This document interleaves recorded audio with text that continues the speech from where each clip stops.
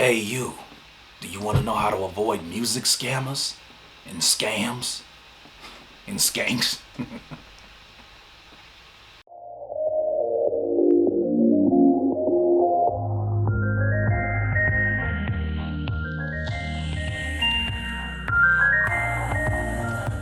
So you want to know what to look out for when it comes to music scams, music scammers, music skanks. I'm just playing.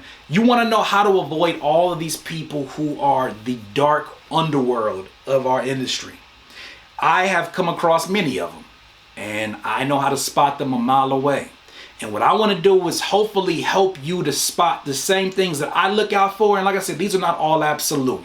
Curspiration is really here for me to at least plant some seeds in your head so that when you do come across a situation that feels like, you will hopefully remember these words that I'm getting ready to tell you. Now, when it comes to music scammers and music scams, no matter if it's some kind of company that wants you to pay this goo-gob amount of money to get this opportunity that seems too good to be true, no matter if it's management, no matter if it's somebody who wants to take over your business, they all seem to have one thing in common. That one thing in common is that they want to serve themselves. So the first thing you need to look out for whenever you're trying to determine whether or not an opportunity is somebody trying to scam you, look and see if they only have their interests first and foremost.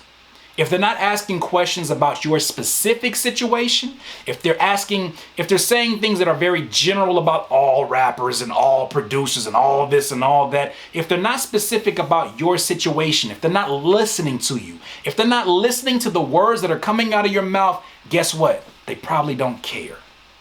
If they're asking you to pay for something before they've delivered any kind of services, they're probably trying to scam you. You need to make sure that these... Don't know what that was, but you need somebody in here scamming. It's a ghost of scammer past and moving my books around. Whatever the case may be, this is the truth.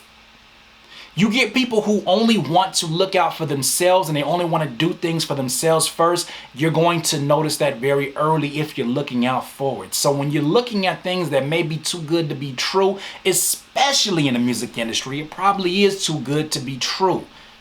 Make sure that you're asking specific questions, because the more questions you'll ask, the more you start to see them get a little bit itchy. They get a little bit finicky. They get to really short answers and they get to, oh, we'll go over that later on in the details. No. This is important to me now. Let's go over this right now.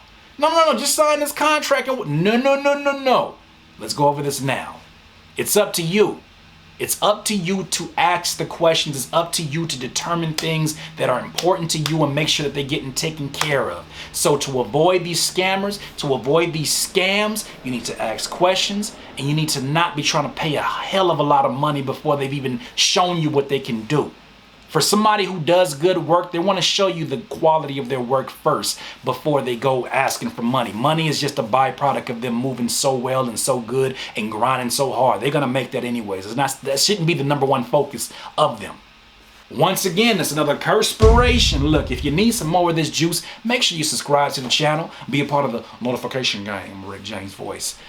Also, if you want to avoid music scammers, you need to see their very scammy ways. And a lot of them just here for the payday. And if you get past that and you start asking questions, you'll find out who somebody is really, really quickly. In this life, you will not be full of life until you decide to live life to its fullest. Curtis King and CurtisKingBeats.com. Wow. I can't listen to you. When I listen to you, it's a liability. Cause you be mentally killing my inner energy. So I'm concealing my feelings before you injure me.